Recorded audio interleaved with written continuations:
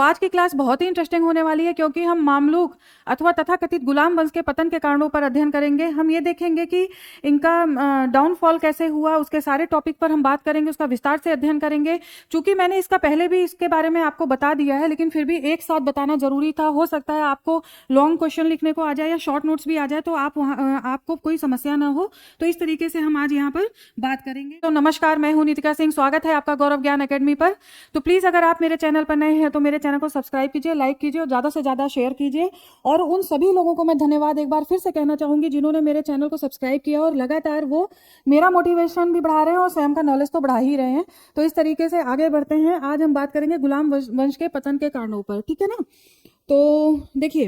तो देखिए राजनीतिक सत्ता का जब पतन होता है ना, तो बहुत सारे चेंजेस जो है हमें इतिहास में देखने को मिलते हैं। इसी तरह से हम जब देखते हैं कि गुलाम वंश का पतन होता है, तो आगे हम अब पढ़ेंगे। नेक्स्ट जो मेरी वीडियो आएगी वो खिलजी वंश पर ही आएगी, जलालुद्दीन फिरोज खिलजी पर। तो उसमें हम देखेंगे किस तरह से सत्ता परिवर्तन या इन गुलाम वंशों का पतन होने के बाद किस तरह से सत्ता परिवर्तन हुआ और उसमें क्या क्या नए नए चेंजेस आए। ये सारा चीज हम नेक्स्ट वीडियो में देखेंगे, ठीक है। तो हम जानते हैं कि किस तरह से गुलाम वंश का पतन क्यों हुआ, क्या क्या कारण थे, वो सारी आज टॉपिक पे हम बात करेंगे। तो देखिए 1206 ईस्वी से लेकर 1290 ईस्वी तक हम देखते हैं कि गुलाम वंश के शासकों ने शासन किया और बड़े बड़े ही उतार चढ़ाव आए। मैंने पूरा आपको इसके बारे में अध्ययन कराया है। बड़े ही उतार चढ़ाव आए। हालांकि ऐसा नहीं है कि हम केवल पतन जब बात करेंगे तो वहां पे उनकी उपलब्धियों की बात नहीं करेंगे। आप जरूर जब आंसर राइटिंग स्टार्ट करें तो शुरुआत में जरूर उनके उपलब्धियों के बारे में भी आप लिख दीजिए। जैसे कि ममलूक सुल्तानों ने तुर्की राज्य को भारत के तुर्की राज्य को या दिल्ली सल्तनत के तुर्की राज्य को गोर और गजनी की राजनीति से अलग किया, मध्य एशिया की राजनीति से अलग किया, मंगोल आक्रमण से किस तरीके से बचाया है इल्तुतमिश ने, रजिया ने, आगे बलबन के समय भी हम देखते हैं। तो इस तरीके से मंगोल आक्रमण से भी दिल्ली की सत्ता को बचाया। कई बार हम देखते हैं कि प्रशासनिक, आर्थिक, राजनीतिक एकता लाने का भी प्रयास किया। जिस तरह हम देखते हैं उन्हीं के समय में शहरीकरण का आरंभ हुआ, तुर्कों ने इसको प्रारंभ किया। और इसके अलावा हम देखते एक नवीन अर्थव्यवस्था और एक नवीन संस्कृति का भी जन्म दिल्ली तुर्की सुल्तानों की देन है, ठीक है ना। इस तरीके से हम इस पर बात कर सकते हैं। तो आपका पहला पॉइंट होगा नस्लीय श्रेष्ठता का भाव, ठीक है।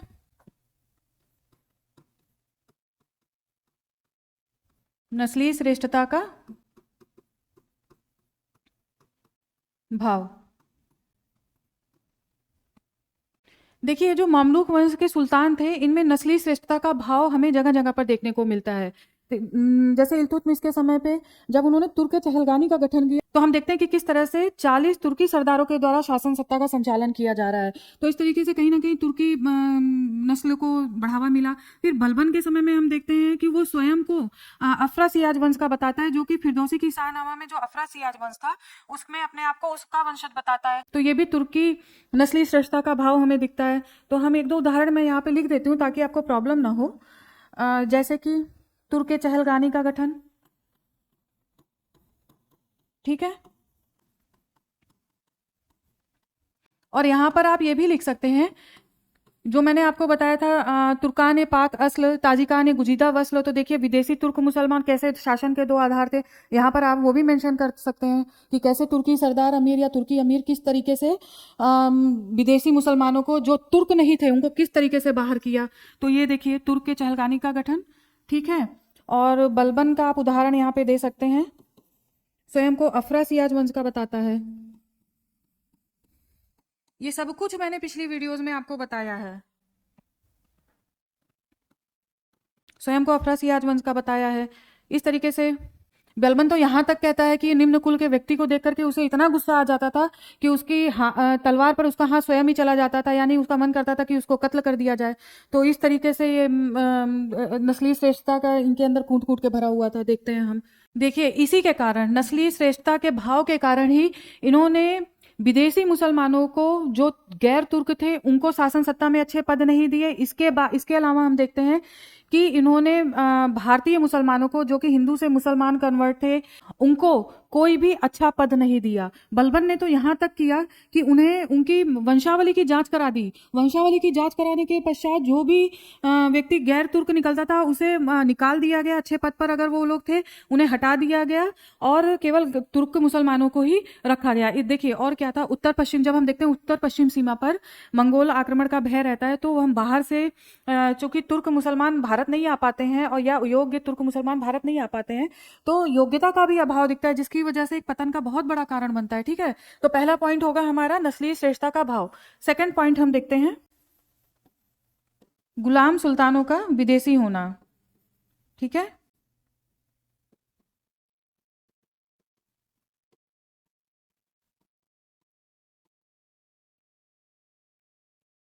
गुलाम सुल्तानों का विदेशी होना। अच्छा देखिए, जब जब भी मैं वीडियोस अपलोड कर रही हूँ, तो मैं ये कहना चाहूँगी आपसे कि आप तुरंत का तुरंत अपना काम वहाँ पर ख़त्म कर लीजिए, क्योंकि आपके पास देखिए एक तो सब्जेक्ट्स हैं और अन्य भी सब्जेक्ट्स हैं, तो आप ये सोचेंगे चलो बाद में कर लेंगे, तो ये चीज़ नहीं हो पाएगा और एग्ज़ाम सर पे आ जाएगा। तब आपको ये लगेगा अब क्या करें, क्या पढ़ें और क्या छोड़ें, फिर वही पास होने वाली स्थिति हो जाएगी। और मैं नहीं चाहती कि मेरा कोई भी स्टूडेंट पास होने वाली स्थिति में पास हो। ठीक है, अच्छे मार्क्स के साथ पास होइए, लाइफ टाइम आपको याद रहेगा कि आपने ग्रेजुएशन इतने नंबर से पास किया या इतने अच्छे परसेंटेज आपके आए, तो ये चीज़ भी होती है।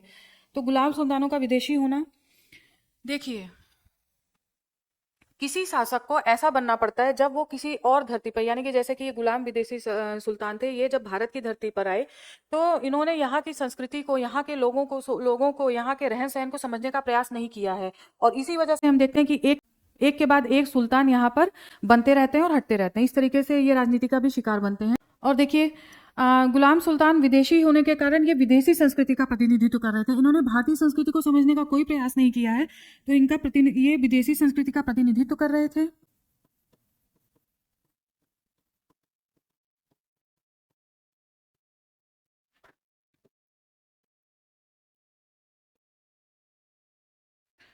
विदेशी संस्कृति का प्रतिनिधित्व कर रहे थे।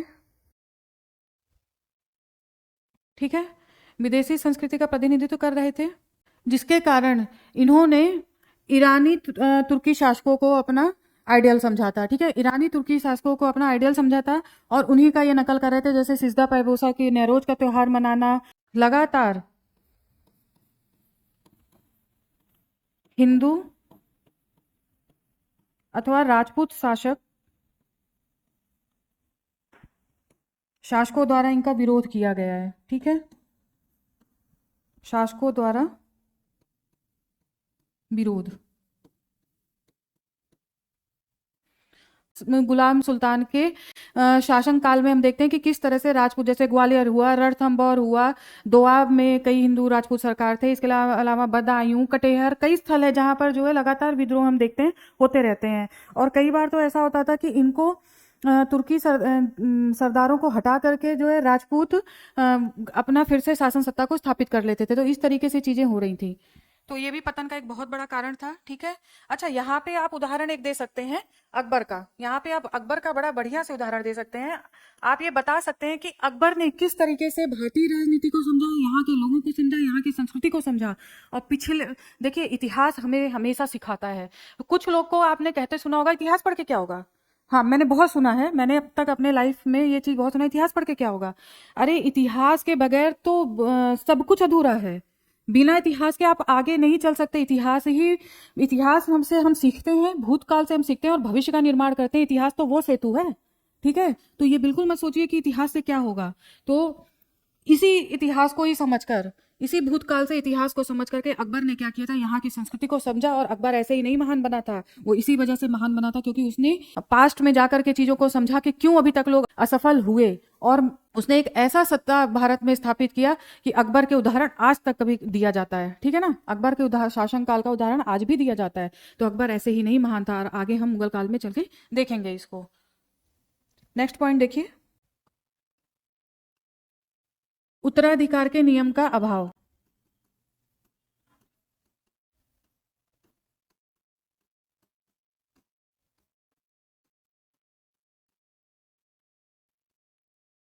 हम जानते हैं कि इल्तुतमिश ने अपने वंश के अधिकार को सुरक्षित करने के लिए यह बगदाद के खलीफा से स्वीकृति प्राप्त की थी। ठीक है, लेकिन वो भी अपने वंशावली को या उत्तराधिकार का एक नियम नहीं बना पाया, क्योंकि हम देखते हैं कि केवल जब तक गुलाम वंश रहा तब तक तलवार की शक्ति से ही सुल्तान बने। और इसी वजह से जलालुद्दीन खिलजी भी हम देखते हैं कि वो तलवार की ही शक्ति से गद्दी पर बैठा था।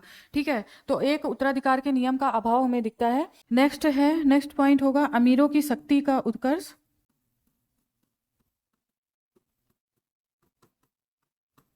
शक्ति का उत्कर्ष और उनका संघर्ष। ठीक है, इसमें आप ये लिखेंगे कि इल्तुतमिश ने तुर्क चहलगानी का गठन किया, जो कि जिसमें 40 तुर्क सरदार थे, गुलाम सरदार थे। और बाद में हम देखते हैं कि किस तरह से रुकनुद्दीन फिरोज के शासनकाल में, फिर रजिया के समय में, उसके बाद बहराम शाह, मैंने सारा कुछ बताया हुआ है। उनके समय पे किस तरीके से इन्होंने षड्यंत्र किया और उसमें एक ना एक आगे बढ़ करके दिल्ली सत्ता में किंग मेकर्स की भी भूमिका निभाई इन्होंने। ठीक है ना, इन्होंने किंग मेकर्स की भूमिका बनाई ना, सुल्तानी यानी कि सुल्तान बनाने वाले, मैंने आपको ये बताया है, सुल्तानी या आप कह सकते हैं किंग्स मेकर की भूमिका निभाई इन्होंने। ठीक है, किंग्स मेकर की भूमिका बनाई इन्होंने।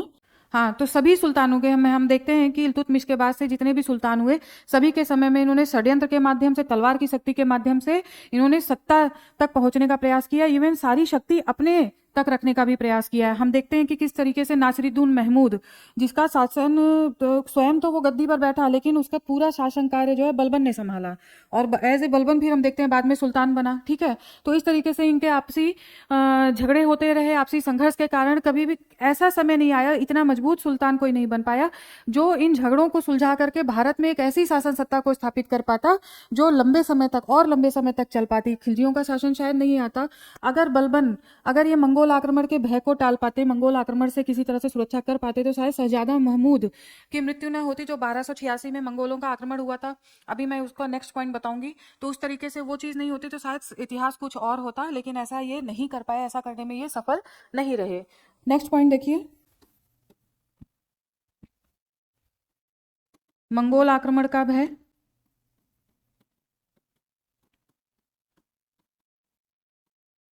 ठीक है, मंगोल आक्रमणों में हम देखेंगे कि इस समय इल्तुतमिश के समय किस तरीके से कूटनीति के माध्यम से, जब चंगेज खान आता है, चंगेज खान सिंधु नदी तट तक जलालुद्दीन मंगबरनी का पीछा करते हुए आता है, तो वहां पे किस तरीके से कूटनीति का सहारा लिया। इसके बाद हम देखते हैं कि रजिया के समय में, रजिया ने भी मलिक हसन कारलुक, जो कि ख्वारिज्म शाह का सूबेदार होता है, उससे किस तरीके से कूटनीति से काम लिया और भारत पर से मंगोलों के आक्रमण को टाल दिया था। इसी तरह हम देखते हैं कि बलबन के समय में जो मंगोल आक्रमण होता है, उसमें उसका पुत्र शहजादा मोहम्मद वो मारा जाता है, और ये समय होता है 1286 ईस्वी का।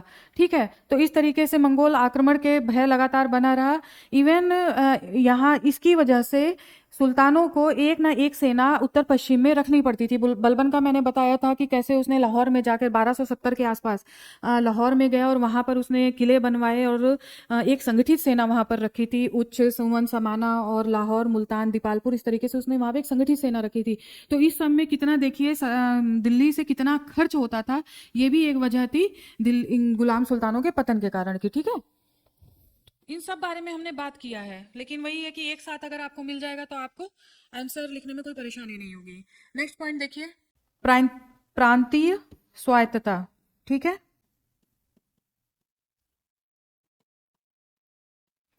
प्रांतीय स्वायत्तता के अंतर्गत बंगाल बिहार का विद्रोह लगातार अपनी स्वतंत्रता स्थापित कर, जब कोई सुल्तान कमजोर, दिल्ली की सत्ता पर कमजोर सुल्तान बैठता है, तब उन्होंने अपने आप को स्वतंत्र घोषित किया। तो इस तरह से देखिए, बंगाल और बिहार का उदाहरण आप दीजिएगा, बंगाल और बिहार का उदाहरण दीजिए।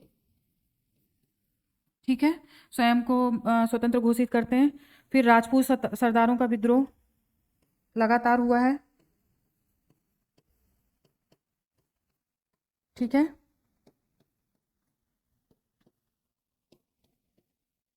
इस तरह से आप इस पॉइंट को हैंडल करिएगा। नेक्स्ट देखते हैं, प्रशासनिक अक्षमता।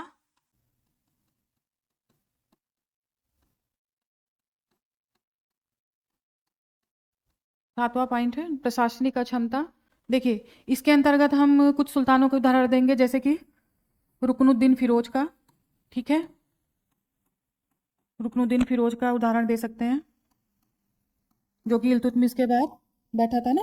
रुकनुद्दीन फिरोज प्रशासनिक रूप से अक्षम, अयोग्य सुल्तान था, जिसकी वजह से देखिए ये, उसके बाद रजिया बैठी, रजिया के बाद से बहराम शाह, ये सब एक अच्छा असक्षम सुल्तान थे। इन्होंने कोई भी ऐसा कार्य नहीं किया जो आगे आने वाले सुल्तानों के लिए सहायक सिद्ध होता। जो भी सुल्तान आया उसको वही प्रॉब्लम फेस करनी पड़ी जो इल्तुतमिश को फेस करनी पड़ी। तो कोई भी ऐसी चीजें, प्रशासनिक रूप से ऐसी चीजें नहीं स्थापित थी जो उनको सहायक होती शासन को आगे चलाने के लिए। ठीक है, तो इस तरीके से हम कई सुल्तानों के उदाहरण देके इस हेडिंग को भी टैकल कर लेंगे। नेक्स्ट पॉइंट देखिए, अब बलबन का क्या उत्तरदायित्व था। बलबन का उत्तरदायित्व,